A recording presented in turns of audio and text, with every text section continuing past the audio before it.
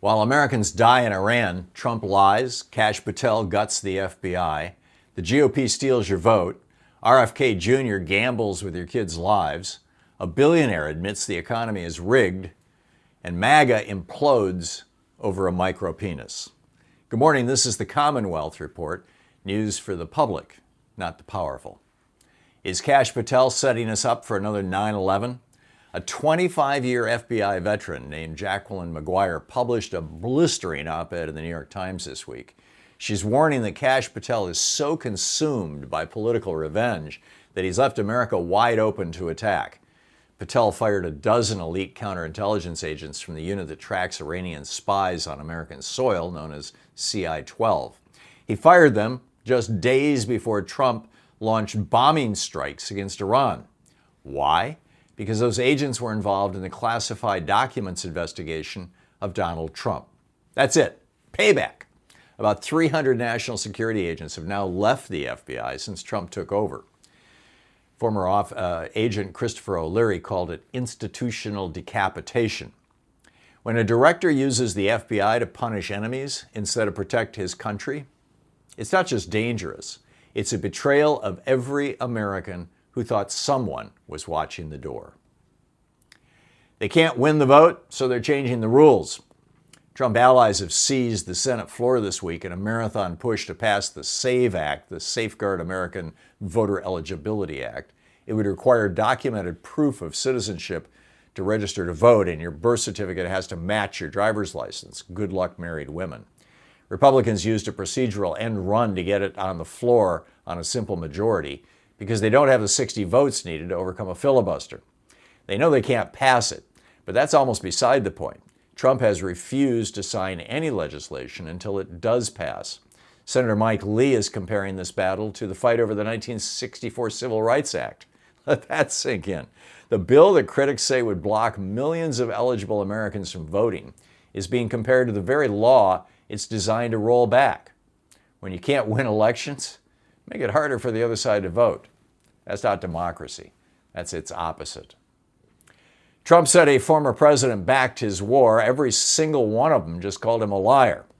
On Monday, Trump claimed twice that he'd spoken with a former president who told him he wished he'd bombed Iran too. He said it at the Kennedy Center board lunch. He said it again in the Oval Office. When reporters pressed him on which president, Trump said he didn't want to embarrass the man. Within hours, representatives for all four living former presidents, Clinton, Bush, Obama, Biden, both parties, confirmed no such conversation ever happened. Not even a phone call. CNN, NBC News, and the AP all verified the denials. What we're left with is a president overseeing an active war, 13 Americans already dead, apparently making things up in office. Twice, on the same day. When a commander-in-chief can't tell the truth about who he talked to, you have to ask yourself what else he's invented about the war itself, or anything else for that matter. They ignored 99% of the safety data before pulling kids' COVID protection. The Guardian is reporting this week that internal government memos show officials missed an estimated 99% of available safety data before stripping the COVID vaccine recommendations for healthy children and pregnant women. Bob Kennedy Jr. bypassed the CDC's normal scientific advisory process entirely. He fired the existing expert committee, installed his own handpicked members, and announced the policy change in a 58-second social media video.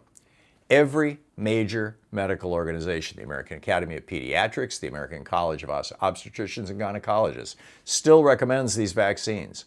Childhood vaccination rates were already just at 13% in America, and now they'll fall further. When public health policy gets made by viral video instead of science, the ones paying the price aren't the influencers, they're the babies. Trump's coalition is imploding over a Fox host's genitals. While 13 Americans are dead in Iran and there's no exit strategy, the right-wing media universe has descended into a screaming match about a Fox host's anatomy. Megyn Kelly and Mark Levin have feuded for weeks over the Iran war. Kelly's against it, Levin cheers it on. Sunday it exploded when Kelly labeled Levin micropenis Mark on social media, a post that racked up 2.3 million views. Levin called her a harlot. Trump himself weighed in with a 348-word Truth Social defense of Levin, declaring his critics not MAGA. Former Representative Marjorie Taylor Greene fired back, writing, "MAGA destroyed by micropenis Mark Levin." You know, it'd be funny if people weren't dying. The movement that stormed American democracy is now tearing itself apart over a talk radio host's honor. While the war grinds on, the economy wobbles, and nobody's minding the store. And that's the way it is today, Tuesday, March 17th, 2026. I'm Thom Hartmann.